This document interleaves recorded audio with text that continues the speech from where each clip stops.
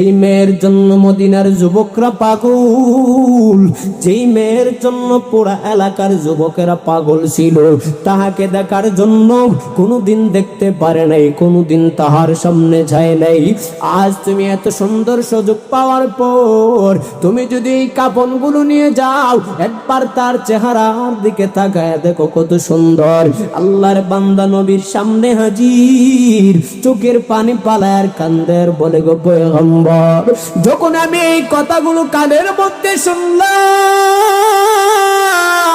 ধীরে ধীরে ধীরে ধীরে শয়তানের কুমন্ত্রণায় পড়ে আমি যখন মেয়েটার চেহারার দিকে তাকাইলাম, লোভ সামলাতে পারি নাই। এত সুন্দর রমণী একটা মহিলা, এত সুন্দর রমণী একটা মেয়ে, আমি দেখে দেখে তার প্রতি আকৃষ্ট হয়ে গেলাম। শয়তান কুমন্ত্রণা দেয়, ধীরে ধীরে আমি তাহার সাথে জিনার কাজে লিপ্ত হয়েছি। যেরকম নাউজুবিল্লাহ। আমার পানে বাবারা, বন্ধুরা, যুবক, আল্লাহর নবী কথাগুলো শুনেন, আর যুবকগুলো বলতেছে, নবী আমি শেষ পর্যন্ত জিনা করে ফেললাম, কবর থেকে বের হয়ে গেছি, বের হইতেছি, হঠাৎ করে জানি মহিলার কণ্ঠে কে জানে আমার শোনায়, এ কাপন চুর, তুই আজ আমার এত বড় সর্বনাশ করলি। এই দুনিয়ার জমিনে আমি চলাফেরা করেছি, কোনদিন বেগানা পুরুষের সামনে যাই নাই, কোনদিন মানুষ আমার দেখতে পারে নাই। আমি কোরআনুল কারীমের হাফেজা, আমি আল্লাহর কালাম মুখস্থ করেছি। এই মুহূর্তে তুই আমার কবরের মধ্যে আমাকে এই লাশের উপর যেই জুলুম করেছিস, অন্যায় করেছিস, আমারে যে আমার আত্মীয় স্বজন গোসল করাইয়া পবিত্র বানাইয়া কাফনগুলো পর্দার ভিতরে রাখিয়া রাখিয়া পড়াইয়া কবরে রাখলো, আজ তুই আমার এত বড় সর্বনাশ করলি রে দুশমন।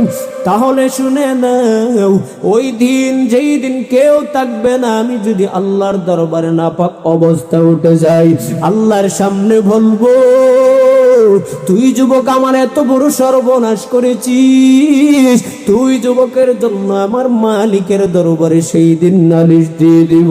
আল্লাহর বান্দা যুবক বলে, পয়গম্বর, এই কথাগুলো যখন আমার কানের মধ্যে শুনলাম, শুনতে শুনতে যেন আমার শরীরের পশমগুলো ধরা যায়, অন্তরে যেন কি জানি হতাশন শুরু হয়ে যায়।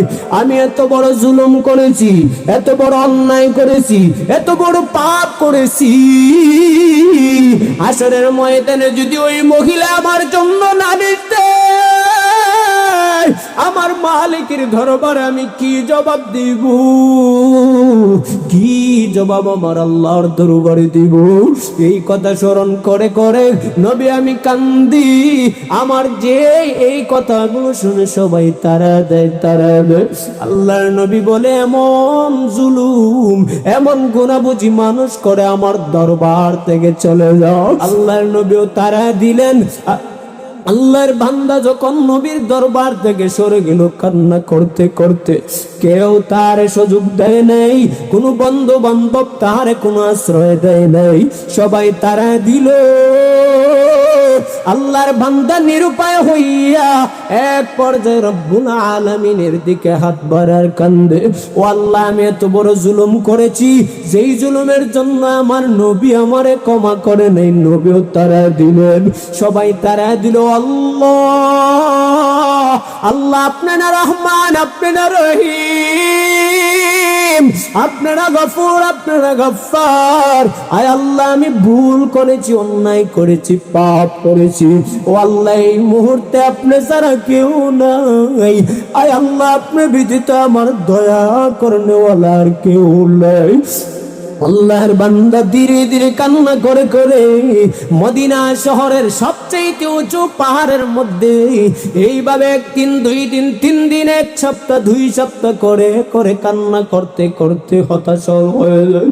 কিতাবের মধ্যে লেখেন, আল্লাহর বান্দা একাধারে যখন 40 দিন পর্যন্ত কান্না করে আর আল্লাহর দরবারে তওবা করেছেন। আল্লাহ তাআলা জিবরাইল আমিনকে বলো, জিবরাইল যাও যাও, আমার ওই বান্দা আমি আল্লাহকে চিনেছে, আমার পয়গম্বরকে গিয়ে বলো যেই বান্দা অন্যায় করেছে অন্যায়ের গুনাহ মাফ করা ওলার কি অধিকার আমি আল্লাহ তার দিয়েছি। আল্লাহর নবীকে আয়েশা জিবরাইল আমিন বলে, পয়গম্বর বান্দাকে আপনি বানাইছেন? নবী বলেন, না রে জিবরাইল আমি বানাই নাই। ও পয়গম্বর আপনি কি ক্ষমা করার অধিকারী? নবী বলেন, না না আমি তো কোনো পাওয়ার দেখাই নাই।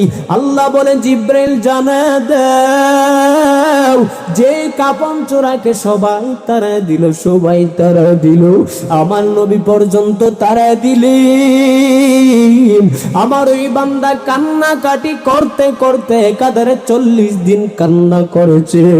আমি আল্লাহর অন্তরে মায়ার ঢেউ শুরু হয়ে গেছে।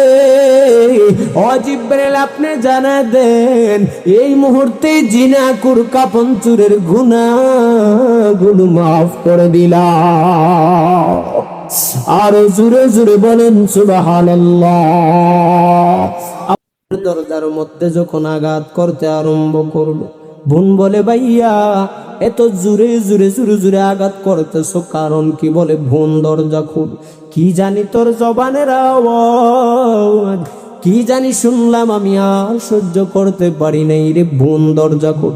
দরজা খোলার পর বলে, তুই নাকি মুহাম্মদের কালেমা গ্রহণ করে মুসলমান হয়ে গেছো? বলে, হ্যাঁ ভাইয়া আমি মুসলমান হয়ে গেছি, কালেমা পড়ে আনিছি। সুবহান। আরো আসতে বলেন। বোন বলো, ভাইজান আমি কালেমা পড়ে নিলাম। এই মুহূর্তে উমর বলে, বোন তুই আমার লক্ষ্মী বোন, কালেমাটা ছেড়ে দে, মুহাম্মাদের ধর্ম তালাক দে, আর আমি ভাইয়াকে সুযোগ করে দে, মুহাম্মদকে দ্বিখণ্ডিত করব। বোন এই মুহূর্তে বলে, ভাইয়া তুমি মুহাম্মদ রে মারবা কেমনে? আমি তো আমার মুহাম্মদের কালেমা জান প্রাণ দিয়ে মহব্বত করেছি।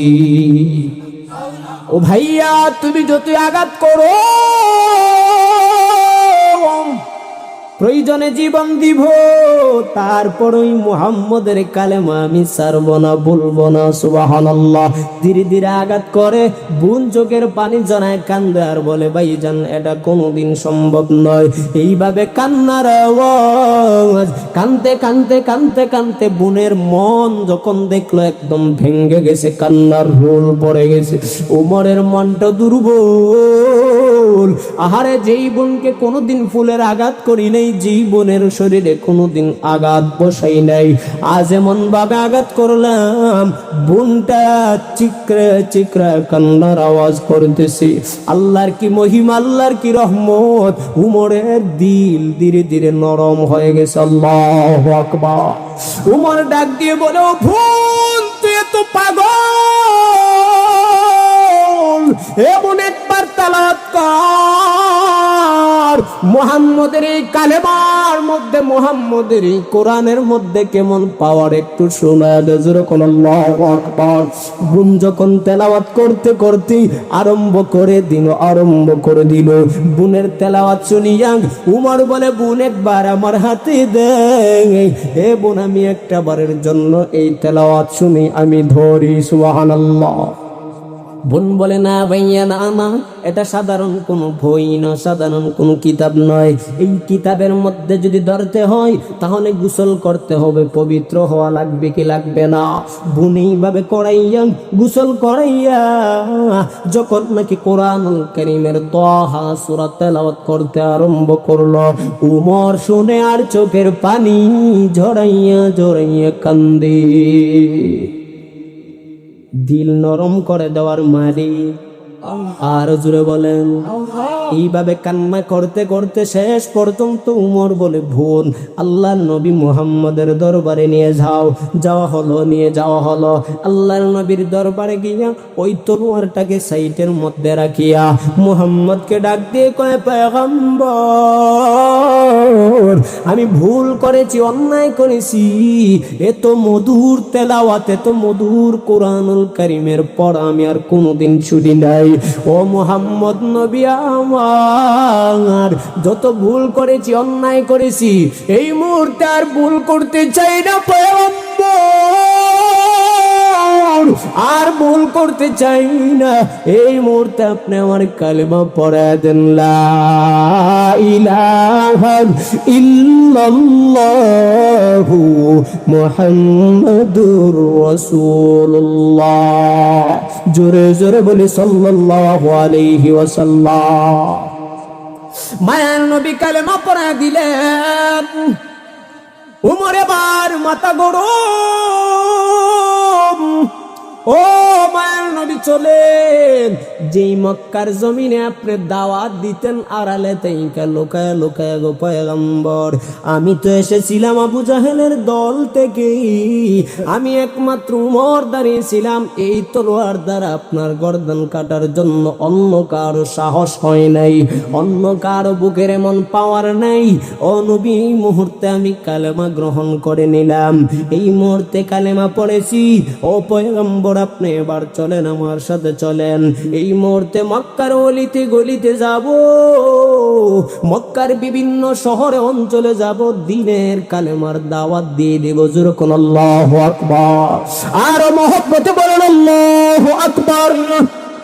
উমর গরম সাহাবী, সেই তলোয়ার নিয়ে মায়ের নবীর সাথে করে মক্কার দিকে রওনা। আবু জাহেলের দলকে দেখা তারা আশ্চর্য হয়ে গেল যে উমর গেছে মুহাম্মদের মাথা আনার জন্য, কিন্তু ওই উমর দেখা যায় এখন মুহাম্মদের সাথে নিয়ে নারাই তাকবীরের ধ্বনি দেয়। যেরকম আল্লাহু আকবার।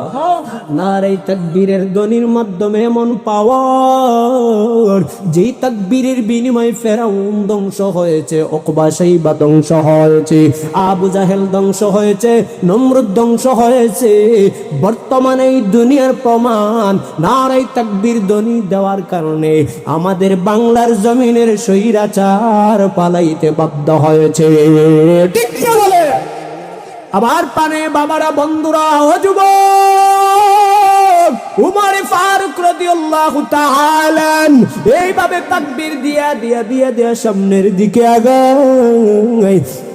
যখন নাকি সামনের দিকে আগায় দেখে আবু জাহেলের দল, আল্লাহর নবীকে ওমর বলে, বন্ধু ও পয়গম্বর, আপনি টেনশন করিয়েন না, ভয় করিয়েন না, যে আবু জাহেল আপনারে মারতেছিল, যেই তলোয়ার দ্বারা আমি উমর আপনার গর্দান কাটতেছিলাম, এই তলোয়ার নিয়ে সাক্ষী করলাম, আল্লাহকে সাক্ষী রেখে বলি, এই তলোয়ারের সামনে যদি কোনো মায়ের সন্তান আপনি নবীর উপর আঘাত করতে চায়, আমি ওমর তাকে আপনি নবীর উপর কোন বেঈমান আঘাত করার সুযোগ পাবে না।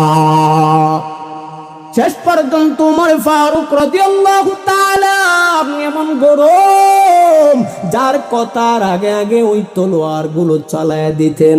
এই সাহাবী তলোয়ার চালায় দিতেন। ভাইয়েরা, বন্ধুরা, সেই পথের পথিক গুনাহগার যখন জিনা করে দেখলো উমর সামনে, তিনি বলেন, না না, এমন এই উমর, সেই উমরের সামনে তো আমি এমন কথা প্রকাশ করতে পারবো না, কারণ যদি প্রকাশ করি করতে দেরি, আঘাত করতে দেরি হবে না। ধরে বলেন না। আমার পানে বাবারা, বন্ধুরা, আল্লাহ কেমন দয়ালু, আল্লাহ কেমন রহমান। আল্লাহ বলেন, বান্দা গুনাহ করেছো, স্বীকারোক্তি দাও। যদি দুনিয়ার সবাই তারা দেয়, মা তারা দেয়, বাবা তারা দেয়, ভাই তারা দেয়, বোন তারা দেয়, আপন বন্ধু বান্ধব দূরে সরিয়া দেয়, আমি আল্লাহ তোমারে কখনো তারা দিব না। আল্লাহর বান্দা বলে, না না, আমার নবীর দরবারে নিয়ে যাও, নবীর কাছে যাও। উমর বলে, চলো চলো। আল্লাহর বান্দা জিনাকুর, কাফন চুর, চোখের পানি পালায় কান্দে, আর কি জানি মন স্মরণ হয়ে গেল, কান্নাকাটি করে আর বলে, উমর মা আমারে তারা দিল, বাবা তারা দিল, ভাই তারা দিল, বোন তারা দিল, কেউ আমার জায়গা দেয় না। এই মুহূর্তে যদি আমি যাই তাহলে আমার নবী আমার তারা দিবে, আমি যাব না, যাব না। যখন আল্লাহু আকবার, আল্লাহর মহব্বত, আল্লাহর ভয় যখন বান্দার ভিতরে ভিতরে ঢুকে যায়, ওই বান্দাগুলো কান্দে আর বলে, রে মালিক, মা তারা দিলেন, বাবা তারা দিলেন, আমাদের আর কোনো উপায় নেই, আল্লাহ আপনি মাফ করে দেন। এইভাবে কান্না করে করে উমর মায়ের নবীর দরবারে আইসা হাজির। আল্লাহর নবী বলেন, উমর, অন্য দিনের তুলনায় আজ তোমার মনটা কিসের জন্য দুর্বল? তোমার মনটা কেন আজকে খারাপ? উমর বলো, পয়গম্বর, আমি এই জন্য মনটা দুর্বল করে বসে আছি। আপনার দরবারে আসার মুহূর্তে আমি দেখলাম একটা যুবক কান্না করে কান্না করে, এমন পরিমাণ কান্নার আওয়াজ, আর বলে, আমি যেই পরিমাণ গুনাহ করেছি, অন্যায় করেছি, যেই পরিমাণ পাপ করেছি, হয়তো এই দুনিয়ার জমিনে আমার আল্লাহ আমাকে মাফ করবে না। সুবহানাল্লাহ। কেমন পরিমাণ ভয়, কেমন পরিমাণ ভয়, বান্দার অন্তরটা ভয়ে ভীত হয়ে গেছে, ভীত হয়ে গেছে। আল্লাহর বান্দা কান্দে। মায়ের নবী বলেন, উমর তুমি যাও, এই বান্দাকে নিয়ে আসো, আমার সামনে নিয়ে আসো, আমি দেখি ওই বান্দা কি গুনাহ করেছে, অন্যায় করেছে। যাই হোক, সেইভাবে ওই যুবক কাপন চোরাকে আল্লাহর নবীর দরবারে আসা হলো। আল্লাহর নবী জিজ্ঞেস করেন, রে যুবক, তুমি এমন পরিমাণ কিসের জন্য কান্দো? বলে, পয়গম্বর, আমি এমন পরিমাণ অন্যায় করেছি, এমন পরিমাণ গুনাহ করেছি গো নবী, হয়তো আমার আল্লাহ আবার গুনাহ মাফ করবে না। এমন পরিমাণ অন্যায় করেছি, হয়তো আমার আল্লাহ আমার প্রতি নারাজ হয়ে গেছে। আমার আম্মা তারা দিলেন, আমার ভাই তারা দিল, আমার বিবি তারা দিল, আমার মা বাবা আত্মীয় স্বজন সবাই তারা দিল। এই মুহূর্তে আমার আর কোনো ঠাই নাই, এই মুহূর্তে আর কোনো জায়গা নাই। আমার আল্লাহ বুঝি আমার প্রতি রাগান্বিত হয়ে গেছে, হয়তো আমার আল্লাহ আমার মাফ করবে না। আল্লাহর নবী বলেন, ও যুবক, কান্না থামাও, কান্না থামাও, বলো তুমি কি আল্লাহর সাথে শিরিক করেছো? বলে, না গো নবী, আমি শিরিক করি নাই। আল্লাহর নবী বলেন, তুমি কি কোনো কবিরা গুনাহ করেছো? বলে, না গো পয়গম্বর, আমি কোনো এই কবিরা গুনাহ করি নাই। আল্লাহর নবী বলেন, তুমি কি পাহাড় পরিমাণ অন্যায় করেছো? বলেন, না না। ও নবী, আপনি যদি আমার এই ঘটনা শুনেন তাহলে হয়তো আপনি নবী আমার প্রতি রাগান্বিত হয়ে যাবেন। এ বাবারা, বন্ধুরা, যখন মানুষ একদম সীমা পার হয়ে যায়, অন্যায় করতে করতে যখন একদম সীমা পার হয়ে যায়, মন দুর্বল হয়ে যায়, বান্দা বুঝতেও পারে নাই, যখন ভুল করে ফেলে দেখবেন হাত কাঁপতে থাকে, পা কাঁপতে থাকে, শরীরটা বয়ে ভূমিকম্পের মতো কাঁপন শুরু হয়ে যায়। আল্লাহর বান্দা কান্দে। আল্লাহর নবী বলেন, তুমি কি বলো, কান্না থামাও। ধীরে ধীরে আল্লাহর বান্দা বলো, পয়গম্বর, আমি একজন গরিব, কোনো কাজ করি নাই। এই মদিনার মক্কা শহরের মধ্যে সুন্দর করে করে আমি মদিনার মধ্যে ঘুরে বেড়াই। যে এলাকার মধ্যে শুনি মানুষ মরে গেছে, ওই মানুষকে দাফন করার পর আমি কবর খুদে খুদে তার কাফনগুলো চুরি করিয়া বিক্রি করিয়া দিই। কি করে? যেই মানুষটাকে আমরা দাফন করি, পুরুষের জন্য 3টা কাপড়, মেয়েদের জন্য, মহিলার জন্য 5টা কাপড়ের টুকরা। এইভাবে যখন আমরা টামা দেই, আল্লাহর বান্দা বলে আমি কাপড়গুলো সেই কবর খুদে খুদে বের করিয়া নেই, বের করে বাজারের মধ্যে গিয়ে বিক্রি করি। এইভাবে করতে করতে আমার সংসার চালাই। আল্লাহর পয়গম্বর, আমি কতদিন এইভাবে কাপড় চুরি করে করে করে করে বাজার চালাইলাম, ফ্যামিলি চালাইলাম, কিন্তু পয়গম্বর এমন একদিন মদিনা শহরের মধ্যে সবচেয়ে সুন্দর রমণী একজন হাফেজা মেয়ে, ওই মেয়েটা মারা গেল। যেই মেয়ের চেহারা কোনো পর পুরুষ দেখে নাই, যেই মেয়ের জন্য মদিনার যুবকেরা পাগল ছিল, কোনোদিন এই মেয়ের চেহারা দেখে নাই। এই মহিলা যখন মারা গেল, মরে যাওয়ার পর আমার কানের মধ্যে যখন আওয়াজ আসছে, আমি চলে গেলাম সেই বাড়ির আশেপাশে ঘুরতেছি। যখন তাহাকে জানাজা পড়াইয়া দাফন করানো হলো, মানুষ যখন দূরে চলে যায়, মানুষ দূরে যাওয়ার পর আমি এইভাবে ধীরে ধীরে ধীরে ধীরে কবরটাকে মাটিগুলো সরাইতে আরম্ভ করলাম। নাউজুবিল্লাহ বলে আমি সেই কবরের পানি মাটিগুলো সরাইতেছি। ধীরে ধীরে ধীরে ধীরে যখন সমস্ত মাটিগুলো সরাই ফেললাম, এই কবরের দিকে ঢুকে গেলাম। ওই সুন্দর রমণী মেয়েটার শরীরে কাফনগুলো খুলে নিলাম। খুলে নেওয়ার পর অন্য অন্য কাফনের মতো আমি বাইশ করে করে কবর থেকে বের হয়ে যাচ্ছি। মুহূর্তে কে জানে আমার কানের মধ্যে আওয়াজ দেয়, কে জানে আমার কুমন্ত্রণা ধেরে যুবক, এ দুনিয়ার কাফন চুর, তুমি যেই মহিলার গা থেকে কাপড়টা খুলেছ, তুমি কি জানো তুমি কাপড়গুলো নিয়ে চলে যাচ্ছ? তুমি কি জানো এই মহিলাটা কেমন একজন রমণী, কেমন একজন সুন্দরী মেয়ে, যেই মেয়ের জন্য মদিনার যুবকরা পাগল, যেই মেয়ের জন্য পুরা এলাকার যুবকেরা পাগল ছিল, তাহাকে দেখার জন্য কোনোদিন দেখতে পারে নাই, কোনোদিন তাহার সামনে যায় নাই। আজ তুমি এত সুন্দর সুযোগ পাওয়ার পর তুমি যদি এই কাপড়গুলো নিয়ে যাও, একবার তার চেহারার দিকে তাকায় দেখো কত সুন্দর। আল্লাহর বান্দা নবীর সামনে হাজির, চোখের পানি পালায় কান্দের, বলে গো পয়গম্বর, যখন আমি এই কথাগুলো কানের মধ্যে শুনলাম,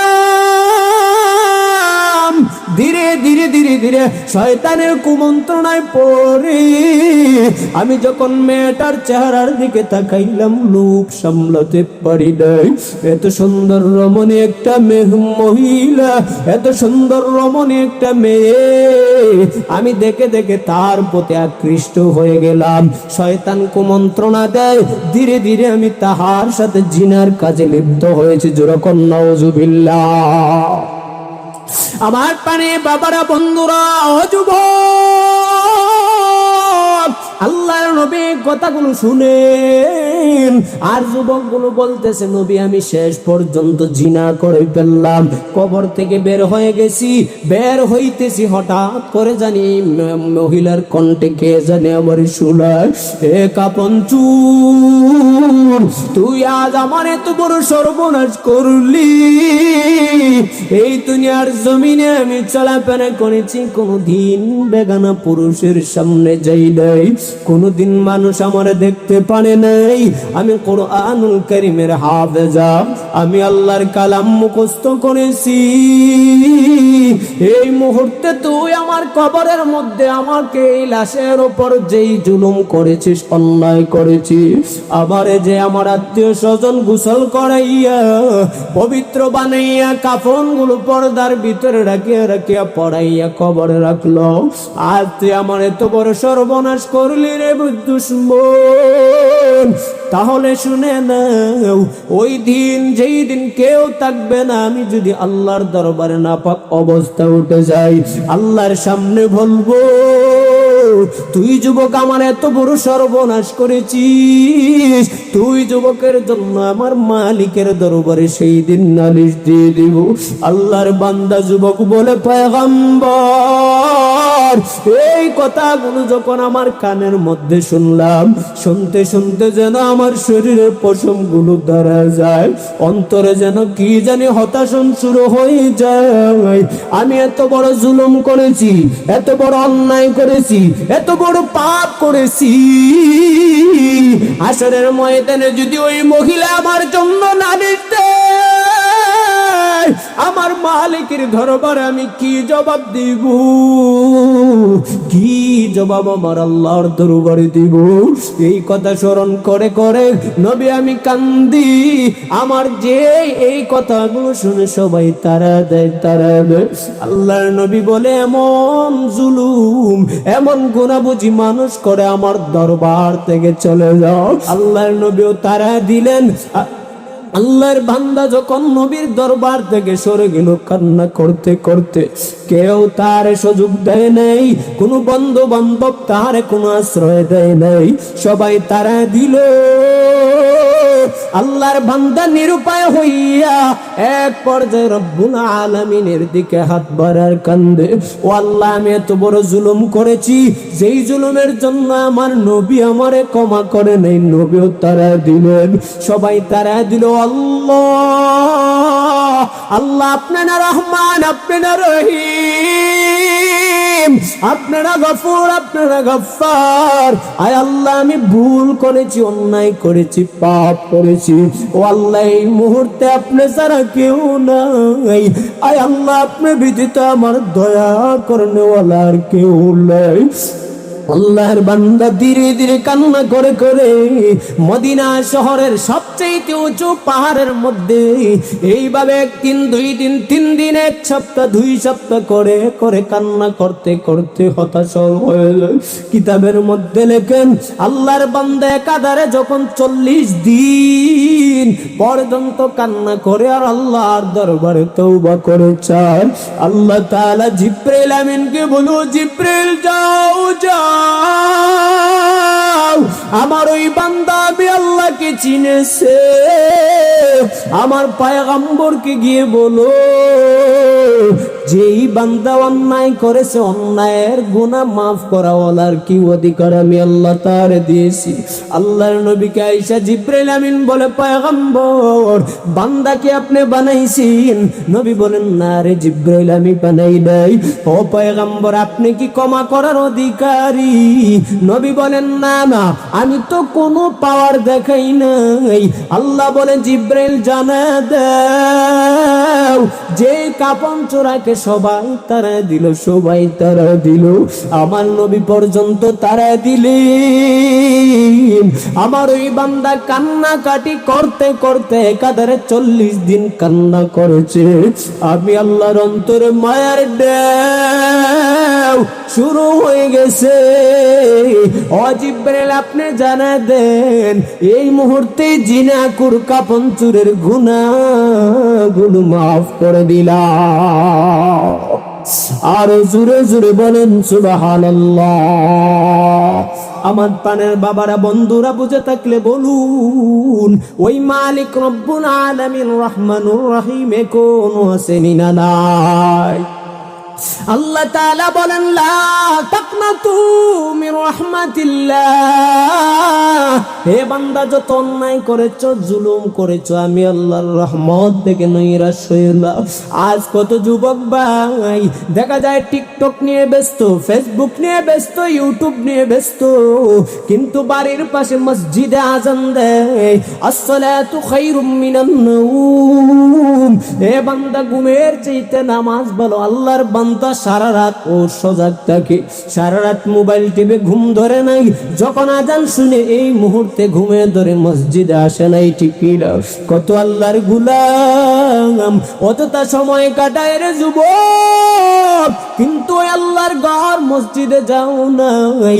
এ বাবারা, বন্ধুরা, একবার কি চিন্তা করো না, কত মানুষ তোমার আমার সমবয়সী মরে যায় কি যায় না? ভাইরা, গত কিছুদিন আগে স্বাস্থ্যগঞ্জ বিশ্ব রোডের মধ্যে এনা এবং রেল কোচ দুইটা গাড়ি একত্র হওয়ার পর সামনাসামনি সংঘর্ষ হয়েছে।